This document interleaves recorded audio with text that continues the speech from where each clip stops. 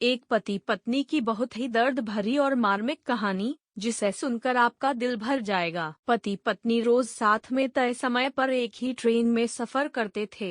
एक युवक और था, वो भी उसी ट्रेन से सफर करता था। वो पति पत्नी को रोज देखता।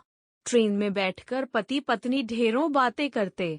पत्नी बात करते करते स्वेटर बुनती रहती। उन दोनों की जोड़ी एकदम परफेक्ट थी।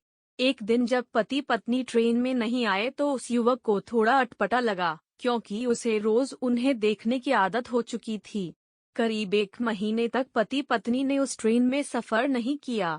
युवक को लगा शायद वे कहीं बाहर गए होंगे। एक दिन युवक ने देखा कि सिर्फ पति ही ट्रेन में सफर रहा है, साथ में पत्नी नहीं है। पति का चेहरा भी उतरा हुआ था, अस्त व्यस्त कपड़े और बड़ी हुई दाढ़ी। युवक से रहा नहीं गया और उसने जाकर पति से पूछ ही लिया, आज आपकी पत्नी साथ में नहीं है। पति ने कोई जवाब नहीं दिया। युवक ने एक बार फिर पूछा, आप इतने दिन से कहाँ थे, कहीं बाहर गए थे क्या? इस बार भी पति ने कोई जवाब नहीं दिया। युवक ने एक बार फिर उनकी पत्नी के बारे में पूछा। पति ने जवाब दिया, वो अब इस दुनिया में नहीं है, उसे कैंसर था। ये सुनकर युवक को अचानक झटका लगा।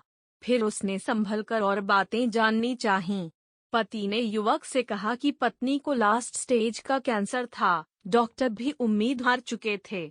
ये बात वो भी जानती थी, लेकिन उसकी एक जिद थी कि हम ज्यादा से ज्यादा समय साथ में बिताएं। इसलिए रोज जब मैं ऑफिस जाता तो वो भी साथ में आ जाती। मेरे ऑफिस के नजदीक वाले स्टेशन पर हम उतर जाते, वहां से मैं अपने ऑफिस चला जाता और वो घर लौट आती थी। पिछले महीने ही उसकी डेथ हुई है। इतना कहकर पति खामोश हो गया। तय स्टेशन पर पति ट्रेन से उतर गया।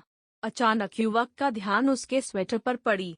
उसने देखा कि ये तो वही स्वेटर है जो उसकी पत्नी ट्रेन में बुना करती थी। उसकी एक बाजू अभी भी अधूरी थी, जो शायद उसकी पत्नी बुन नहीं पाई थी।